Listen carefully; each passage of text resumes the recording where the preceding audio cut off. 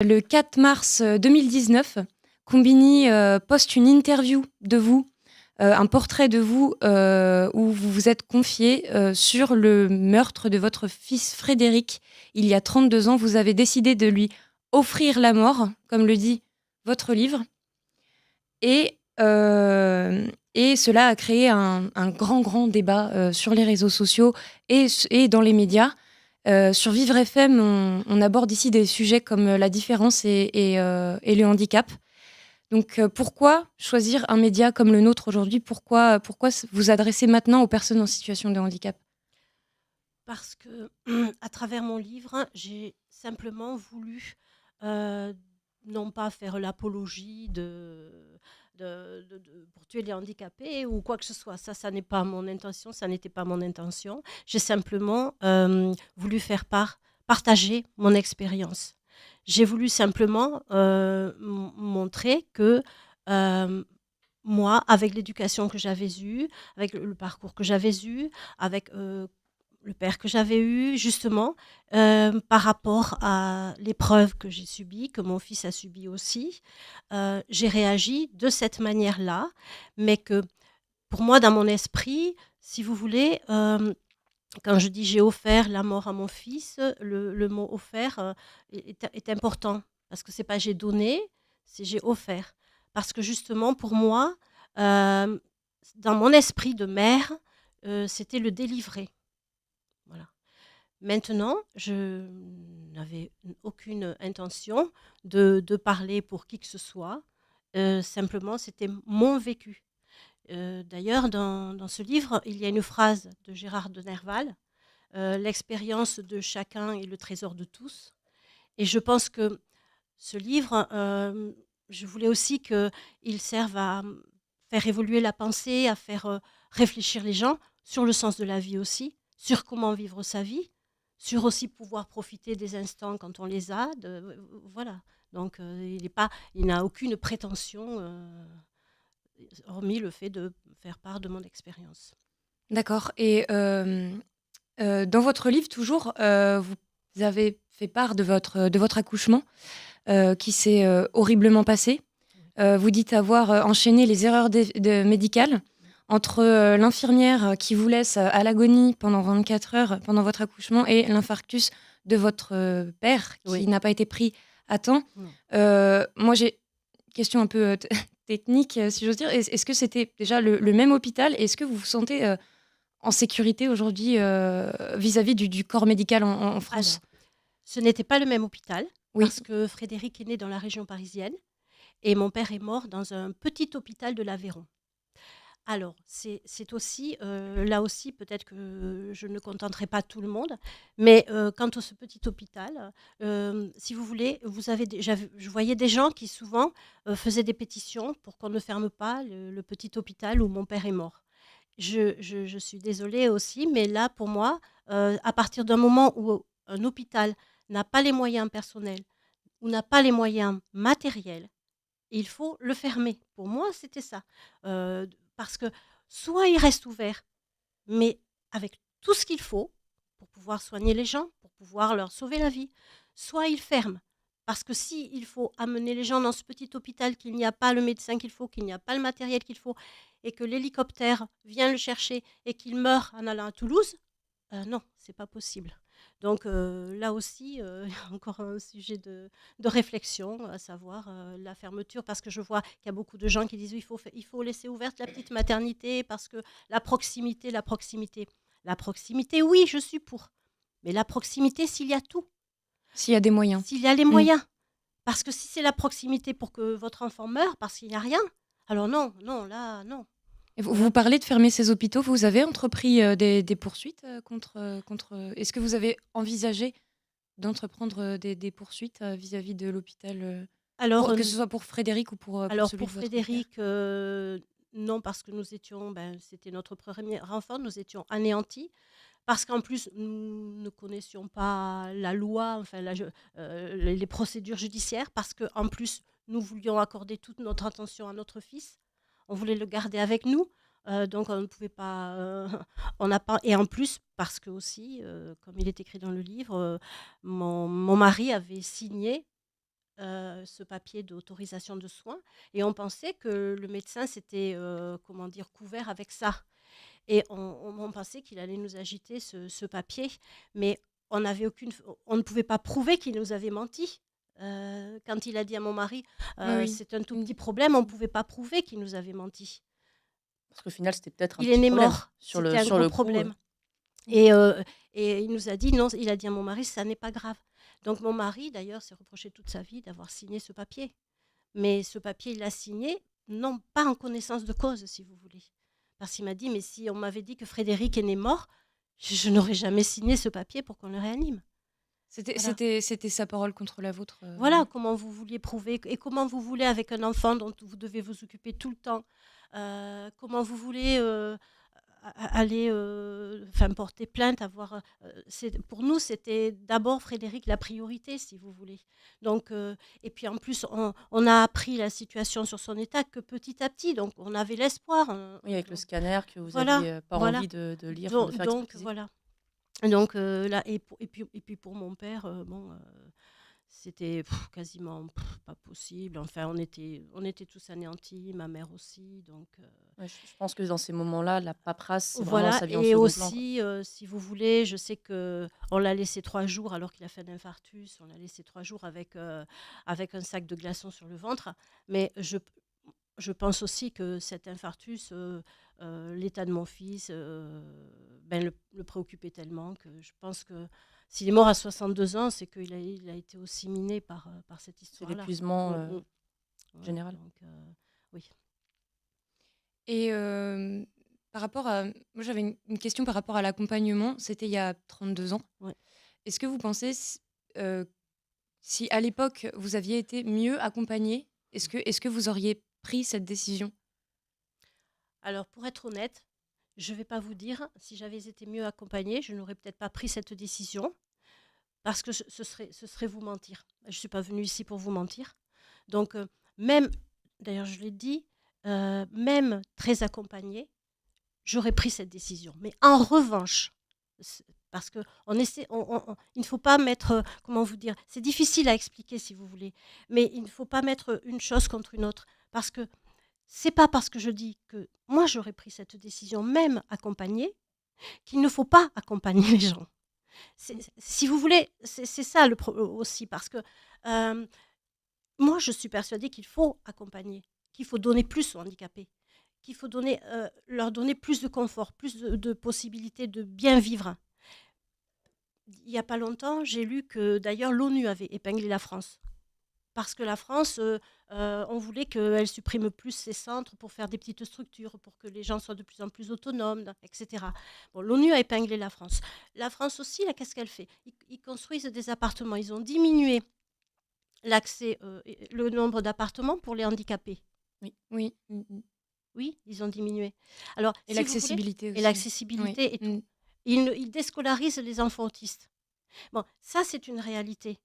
Ce que je veux dire, c'est que mon choix n'a rien à voir avec le fait qu'il ne faille pas accompagner les gens.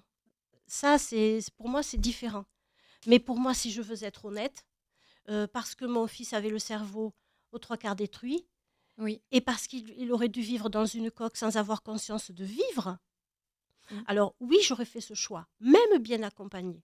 Même avec toute la bienveillance du monde Même autour avec de toute vous. la bienveillance du monde, parce Oui. qu'il serait resté quand même dans sa coque. Et 1 heure aurait été une éternité. Il n'aurait même pas eu même pas profité, même pas un agrément dans la vie. Parce que pour moi, c'était mon rôle de mère.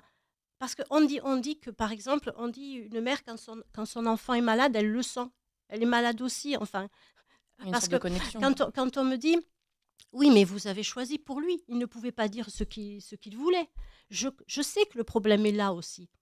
Mais en même temps, j'étais sa mère. Donc, pour moi, je ressentais je me disais, c'est pas possible, c'est pas possible. Donc, en fait, oui, pour répondre à votre question, oui, honnêtement, je réagis de la même façon. Mais je veux bien que l'on fasse la différence, parce que ça ne veut pas dire que je mets les handicapés, les gens en situation de handicap, ou les parents qui luttent, parce que nous, on n'a plus d'espoir. Et le vieux médecin de famille nous a dit, mais tu ne pourras pas remettre dans son cerveau les 3 quarts qui ont été détruits, c'est pas possible.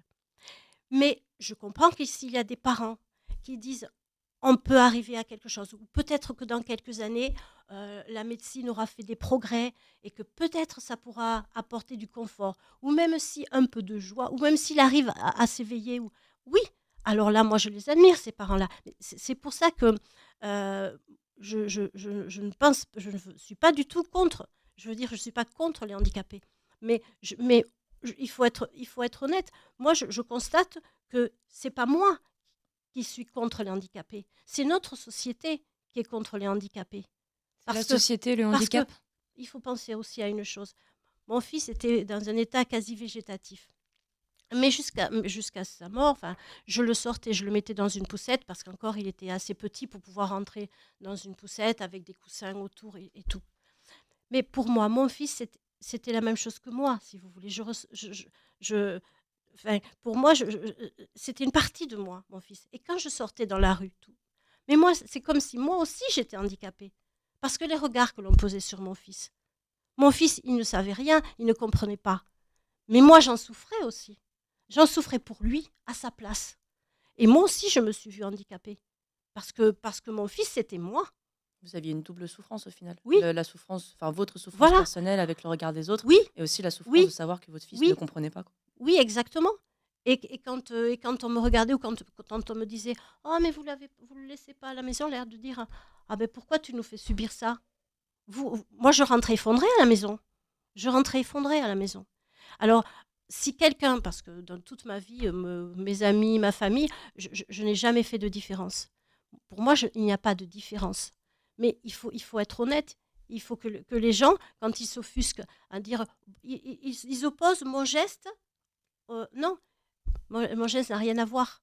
Parce que les handicapés, il faut regarder ce qu'on fait pour eux. Et là, ce n'est pas moi qui ai une décision à prendre. Ce n'est pas moi qui ai pris des décisions. Ce n'est pas moi qui ai diminué les constructions de logements avec accès aux handicapés. Ce n'est pas moi qui déscolarise les autistes. Ce n'est pas moi qui ne crée pas les centres pour que les parents puissent vivre près de leurs enfants quand ils sont obligés de déménager et de laisser leur boulot à l'autre bout de la France. Ça, ce n'est pas moi. Hein. Donc, il faut faire la part des choses aussi. Mais en tout cas, moi, je n'ai vraiment rien contre les handicapés. Ils ont le droit de vivre, d'être heureux, mais d'être dans les bonnes conditions aussi. Et puis qu'on les aide, quoi. Mais le regard, on ment. On est dans une société qui ment. On cache la vérité. Parce qu'on vous parle d'inclure, d'intégrer les handicapés. Mais on vous en montre un à la télévision qui est bien intégré. On vous montrera un handicapé qui est comédien ou qui est acteur de cinéma. Mais il y en a un sur combien ? Alors, il faut interpeller aussi d'autres personnes, vous voyez, ceux qui ont les pouvoirs, ceux qui peuvent décider. Et puis aussi faire en sorte que le regard des gens change. Parce que moi, je l'ai subi, ce regard-là. C'est le but de votre livre ? Mais oui, j'en parle dans ce livre. J'en parle dans ce livre. Quand on vient me dire « Oh oui, pour me consoler, certes, c'est gentil, pour me consoler de la mort de mon fils. Ah oui, vous comprenez. Ah oui, mais écoutez, ne vous en faites pas. » Puis, genre, il n'était pas normal. Est-ce que mon fils avait moins de valeur qu'un autre enfant ? Mais il faut penser à tout ça. Pour moi, non. On sent quand même une colère aujourd'hui. Vous en parlez dans votre livre. Vous êtes en colère contre la société inadaptée et vous parlez aussi dans votre livre de la belle image. Oui. J'aimerais bien que vous nous expliquiez. Oui, parce que je ne vous dirai pas mon fils a subi, puisque mon fils, il ne pouvait rien. Mais moi, à travers lui, je me suis aperçue que nous vivions, parce que jusqu'à présent, quand mon fils est né, j'avais 24 ans. J'étais jeune, j'avais eu une adolescence normale, des études et tout. Quand ça m'est tombé dessus, je ne m'y attendais pas. Personne ne s'y attend d'ailleurs. Mais je me suis aperçue que nous vivions dans un monde où en fait il n'y avait de la place, et encore, je ne parle pas que des handicapés, hein. Il n'y avait de la place que pour les gens entre tel et tel âge, quasiment. Parce que même les vieux, hein, il faut les cacher dans les EHPAD. Hein. Je ne parle pas que des handicapés. Hein.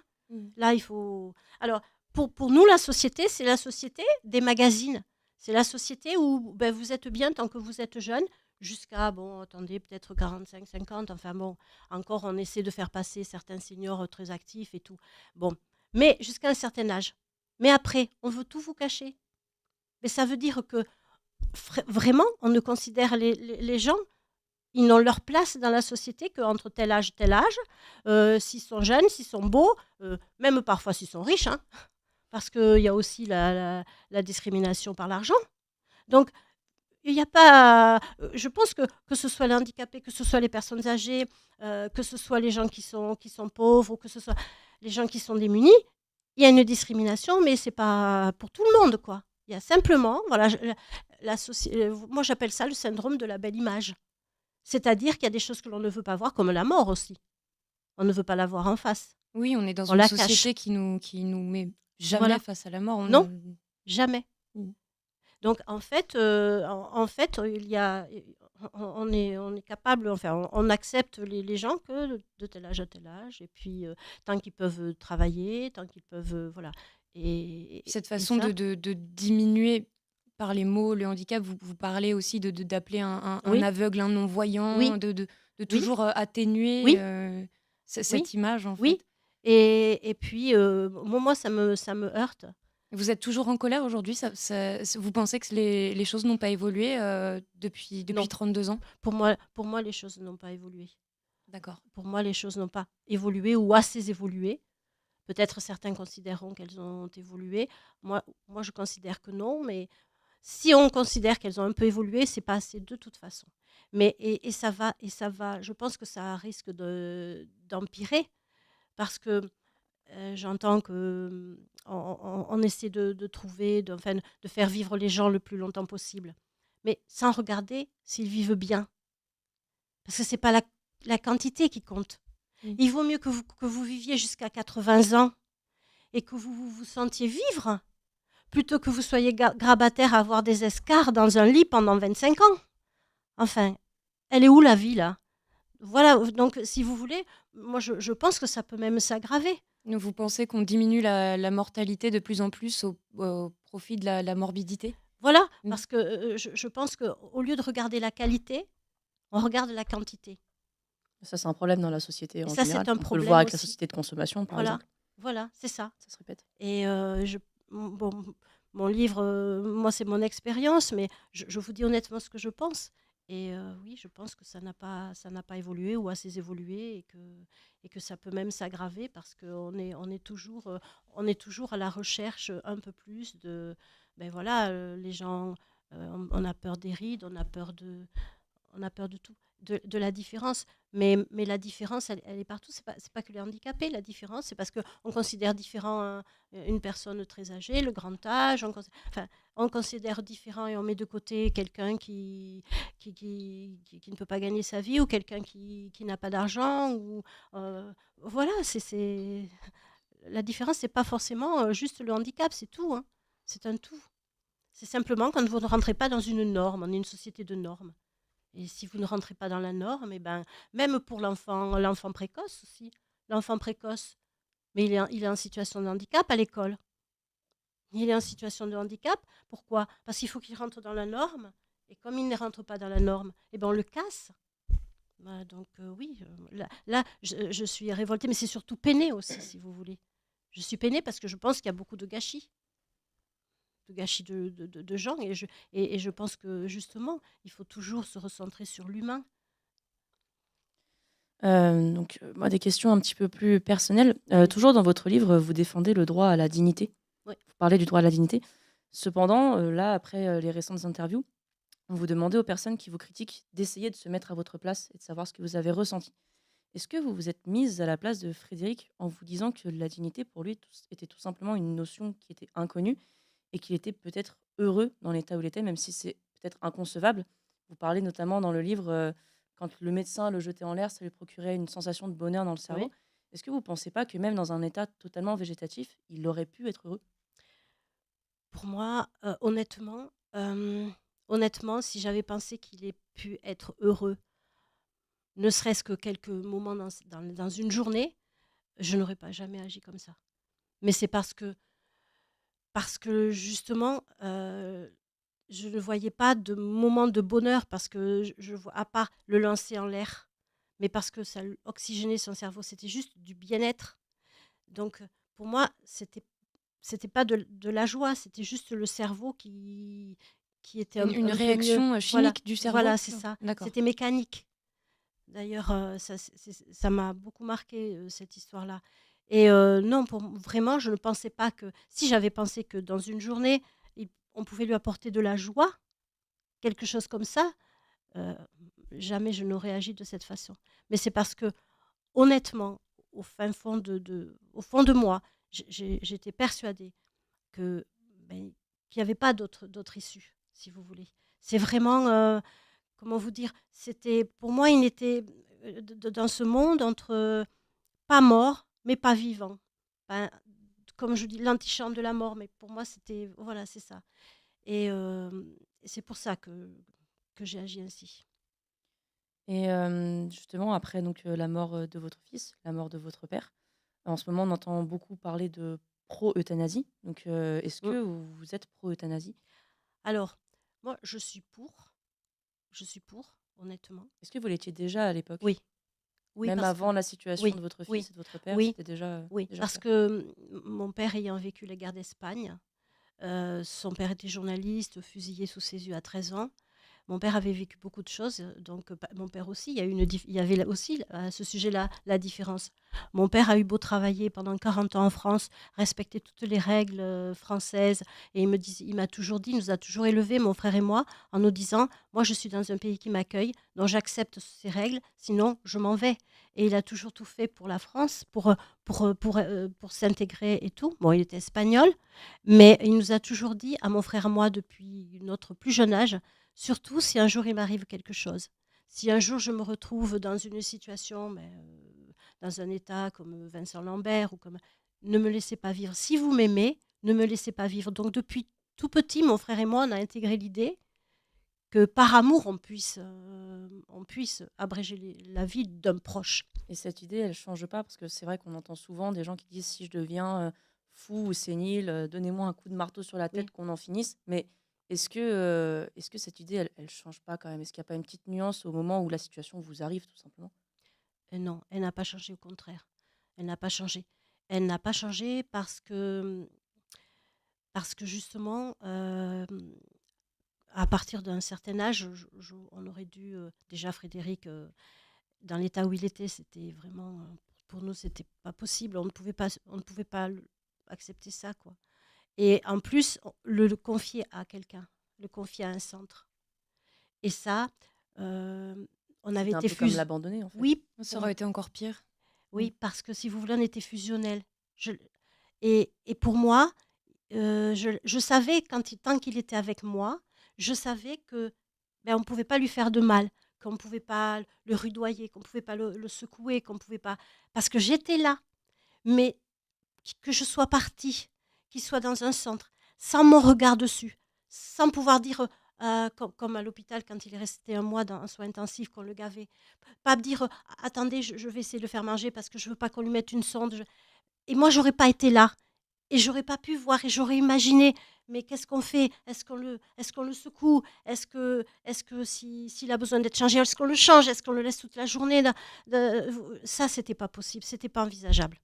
Donc, si vous voulez, je n'avais pas changé d'avis. Au contraire, au contraire. Et quand je vois, malheureusement, quand je vois qu'il y a des centres qui maltraitent les enfants, ils ne le font pas tous, hein, heureusement, mais quand je vois qu'il y a des centres qui maltraitent les enfants, qui les rudoient, là, ça me conforte même dans mon idée de ne d'avoir agi ainsi.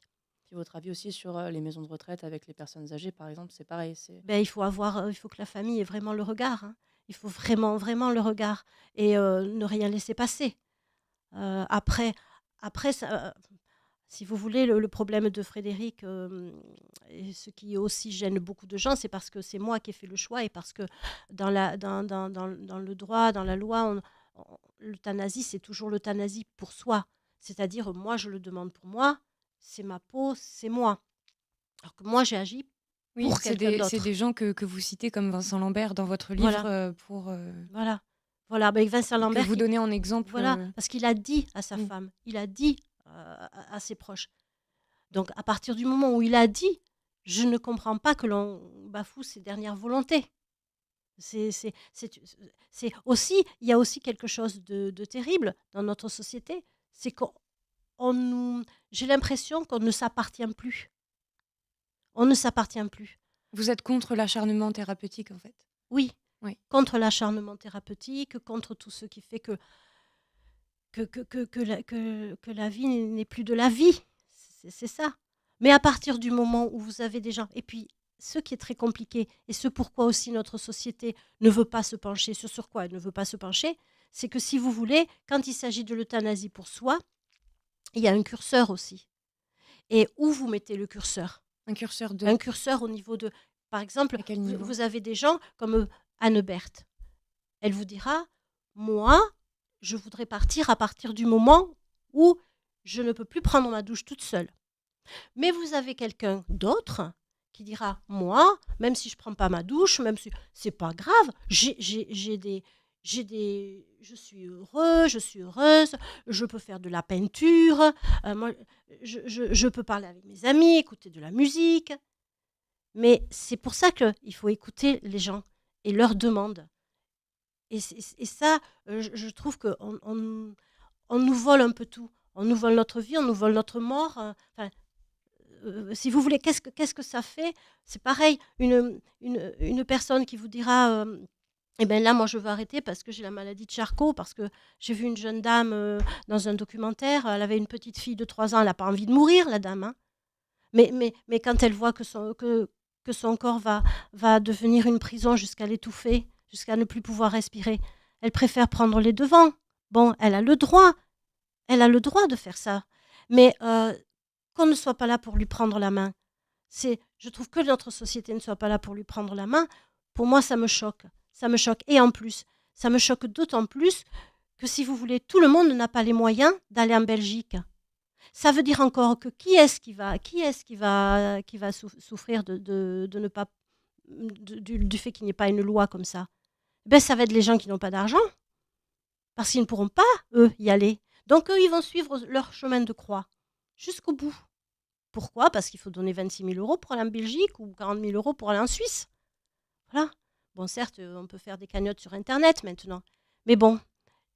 Et la justice là-dedans aussi. Mais ça n'a rien à voir avec les handicapés. Parce que moi, demain, on est tous des handicapés aussi en potentialité. Hein. Là, en sortant de chez vous, je traverse la rue et puis je serai handicapée aussi. Enfin, vous voyez ce que je veux dire ? Moi, je ne me considère pas comme à part des handicapés. Parce que je sais très bien que tout peut arriver dans la vie. La preuve, j'en suis la preuve, que tout peut arriver. Oui, non, jamais pensé. Vous n'avez pas ôté la vie à votre fils parce qu'il était handicapé, mais parce qu'il il n'aurait pas pu, mon fils aurait, selon vous, vivre une vie décente. Voilà, pas parce qu'il était handicapé.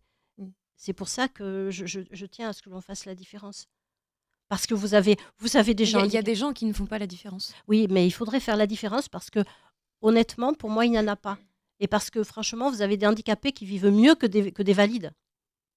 Et qui vivent plus intensément que des valides. Pourquoi ? Parce qu'ils connaissent peut-être davantage le prix de la vie. Mais moi, je n'en fais aucune différence. Voilà, donc c'est pour ça que je voudrais quand même que l'on ne fasse pas qu'il n'y ait pas de malentendu. Je ne suis pas une validiste qui veut tuer tout le monde, une nazie qui veut mettre tous les handicapés dans des fours. Hein. Pas du tout, pas du tout. On entend bien. Pas du tout, parce que moi, à travers mon fils, je l'ai été aussi, handicapée. Et je le serai jusqu'à la fin de ma vie, parce que mon fils, il me suivra jusqu'au bout. Hein. Donc voilà, je voulais remettre quand même Il n'y a pas de souci. les choses au point.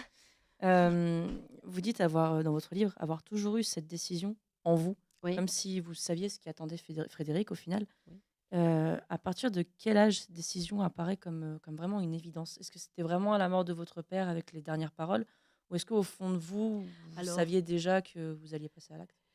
Je ne savais pas que j'allais passer à l'acte, mais je pensais que moi pendant que j'accouchais, j'avais senti quand il avait cessé de respirer.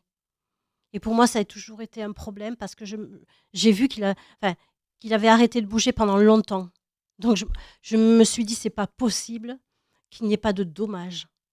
Mais j'ai voulu le plus Vous possible. gardiez espoir avec votre mari Oui, qui vous aidait peut-être que avec le par corps moment, médical. je me suis voilé la face aussi, hein. Peut-être que par moment, je voulais pas voir non plus parce que bon, Ah, c'est normal. c'est Enfin, vous étiez difficile, à hein. l'agonie pendant 24 heures. Oui, donc L'espoir fait vivre, comme on oui, dit. voilà, Oui. c'est ça. Et puis après, mon mari étant au début plus optimiste que moi, je me disais: «Mais moi, je me trompe», et puis moi, je m'en moquais qu'il récupère tard, qu'il récupère pas énormément de choses, mais au moins que pour moi, c'était qu'il ait de le de la joie à vivre, quoi. Et cette idée vraiment, au début, d'abord, ça n'a pas été de lui donner la mort. Au début, avant que nous ayons notre deuxième enfant, Hugo, c'était plutôt de partir avec lui. C'était plutôt de partir avec lui. Parce que je me souviens quand on allait chez mes parents, qu'on était tous les trois en voiture, j'avais Frédéric sur moi. Il m'est arrivé de dire à mon mari: «Écoute, lâche le volant, qu'on parte ensemble». Donc là, c'était partir ensemble. C'était pas voilà. Mais c'était l'accompagner comme ça. Mais après, ça a été avec la mort de mon père. Là, vraiment. Et à partir de la proposition qu'il m'a faite avant de mourir, là, d'abord, j'ai pensé qu'il commençait à comprendre que c'était irrémédiable, qu'il ne récupérerait pas. La proposition, rappelons-le, qui était Qui était de d'emmener partir avec lui. votre fils. Il m'avait dit, si tu vois qu'il n'y a plus d'espoir, tu l'amènes et on partira tous les deux. Et à partir de là, je me suis dit, s'il me dit ça, lui qui a beaucoup d'expérience, qui a vu beaucoup de choses, c'est que là, il doute d'une récupération de Frédéric. Et le fait que votre père doute, ça vous a fait douter aussi au final? Et ça m'a conforté dans mon idée de départ qu'il avait vraiment manqué trop longtemps d'oxygène. Et le vieux médecin de famille m'avait d'ailleurs dit, mais tu sais, petite, on ne remet pas dans le cerveau ce qui est détruit, hein. Et il y a eu trop de choses détruites. Et là, oui, et à la mort de mon père, évidemment, je lui ai promis que, puisqu'il s'est excusé sur son lit d'hôpital alors qu'il était prêt à mourir, il ne pensait pas à lui, il s'en moquait de lui. Mais il pensait à Frédéric encore. Il pensait à: je vais le laisser, je ne vais pas pouvoir le délivrer. Et puis à vous aussi. Enfin, Et à penser moi sa aussi fille. pour cette vie. Et à Hugo aussi. Parce qu'il y a aussi. On ne tient pas compte de ça aussi. Mais je pense que dans la proposition de mon père a pesé aussi le fait qu'il y ait son deuxième petit-fils. Parce qu'il a dû se dire: si nous ne partons pas tous les deux, quelle va être leur vie? Quelle va être la vie du petit frère? Et je pense qu'il a réfléchi à tout ça. Et à partir du moment où mon père s'est excusé sur son lit de mort de ne pouvoir partir avec Frédéric, moi je ne voulais pas le laisser partir. Je ne voulais pas que Frédéric déjà vive comme ça et je ne voulais pas laisser partir mon père avec cette angoisse. Donc je lui ai promis, moi, que Frédéric, je ne l'abandonnerai pas. Et pour moi, ne pas l'abandonner, c'était forcément lui offrir la mort, quoi. Et justement, donc la mort de votre père, ça a été un petit peu l'élément déclencheur. Voilà. S'il n'était pas mort, est-ce que vous pensez que vous auriez passé à l'acte? Et si oui, au bout de combien de temps? Alors, moi, je ne serais pas passée à l'acte, mais il serait parti avec mon fils. Mon père serait parti avec mon fils. D'accord. Ça, c'est sûr. Ils seraient partis tous les deux.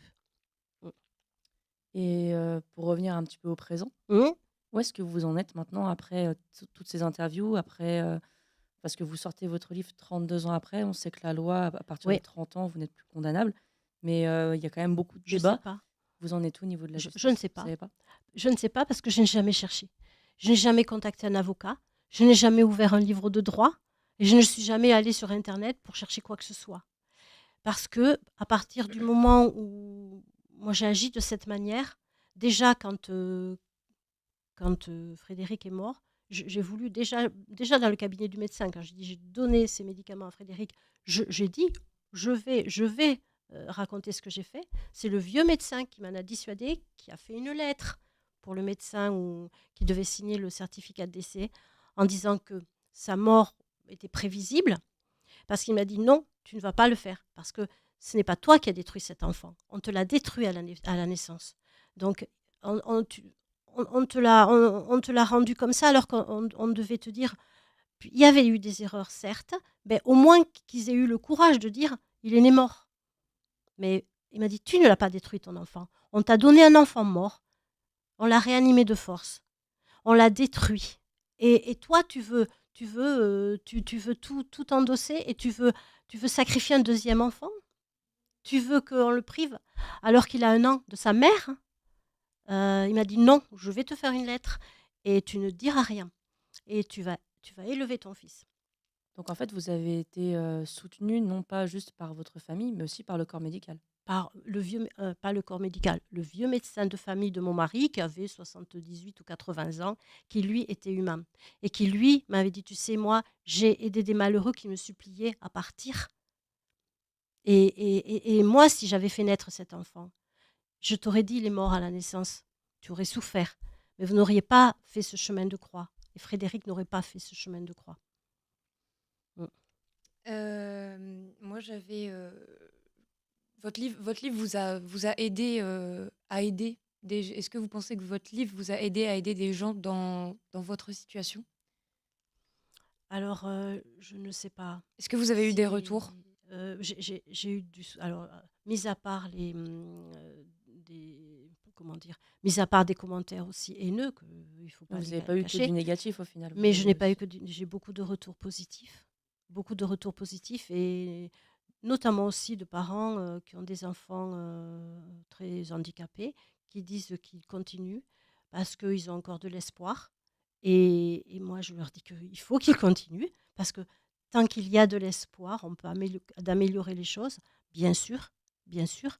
Et oui, j'ai eu des retours et ça m'aide aussi, des retours positifs.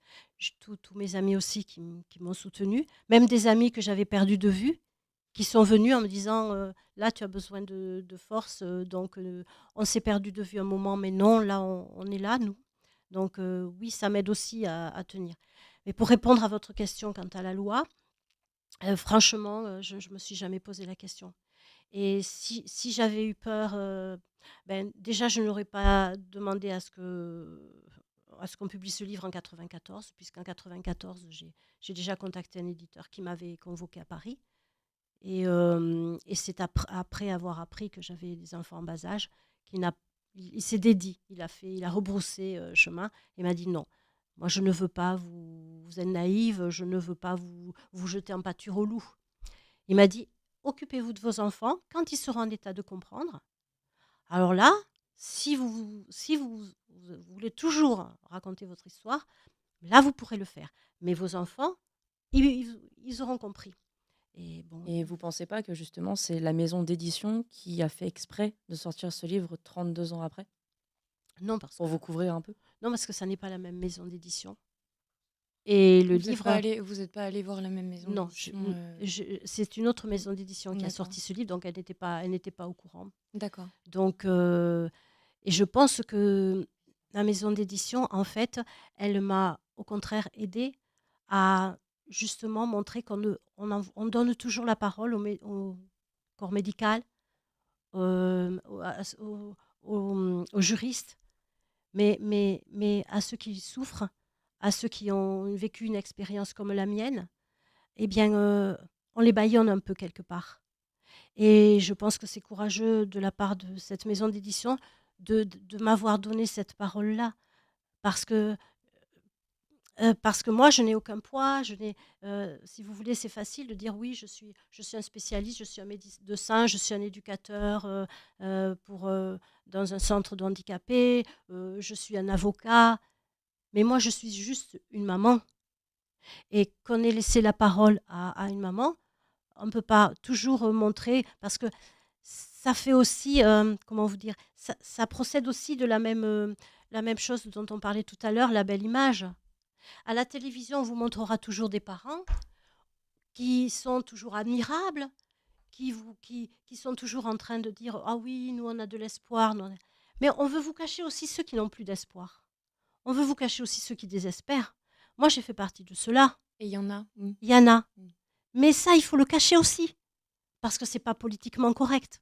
Vous voyez? Et parce qu'on est obligé soit de prendre des décisions, soit d'être un peu plus courageux. Et donc, j'estime que oui, je remercie cette maison d'édition qui m'a permis de ne pas être bâillonnée et de pouvoir, contre comment dire, contre la pensée ambiante, la pensée majoritaire, de m'exprimer. Parce que on est toujours dans le flou, on est une société qui ne se départage pas. Ah oui, on les aime, les handicapés, on les aime, on fait rien pour eux. Enfin, vous voyez.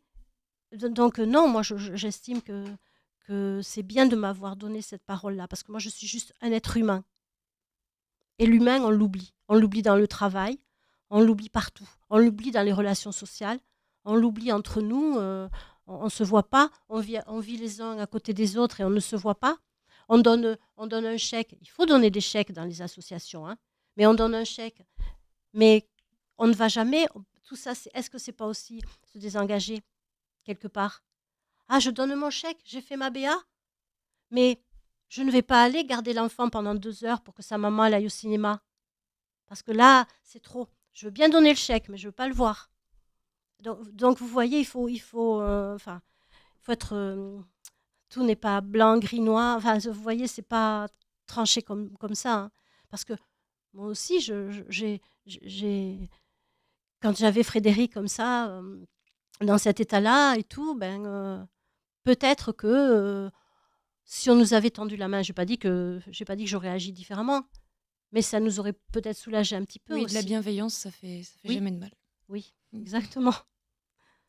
Et moi, je voulais savoir si vous aviez des projets maintenant pour l'avenir avec les bénéfices que vous rapporte le livre Je pour sais des pas. gens dans Honnêtement, je sais pas. dans Parce votre que situation. je sais même, je ne sais pas. Mais de toute façon, moi, autour de moi, j'aide toujours les gens. Là, vous avez aussi, et c'est dommage parce que c'est sûr que la polémique au sujet de Frédéric occulte le reste. Mais dans la dernière partie de mon livre, il y a l'histoire de Mario, ce petit garçon que j'ai eu pendant 3 semaines avec sa maman chez moi à Toulouse, parce qu'elle ne pouvait pas être reçue dans les maisons pour parents parce qu'elle était chilienne. Et je l'ai eu pendant 3 semaines, un mois à la maison. Et oui, moi, c'est ma façon de m'occuper, c'est ma façon d'aller voir les personnes âgées, d'aller discuter avec elles, oui, d'agir comme ça. Mais parce que j'agis dans ma proximité, si vous voulez. Peut-être que j'agirais différemment, mais c'est sûr que moi, je serai toujours à l'écoute de ceux qui ont mon père, ma famille m'a toujours, en riant un petit peu, m'ont toujours dit, mais toi, tu es toujours, si tu n'étais pas, enfin, si tu n'étais pas non-croyante, tu devrais être bonne sœur parce que tu es toujours à t'occuper de tout le monde. Mais c'est le cas. Mais moi, le livre ne changera rien à ma vie parce que pour moi, je ne veux rien pour moi, quoi.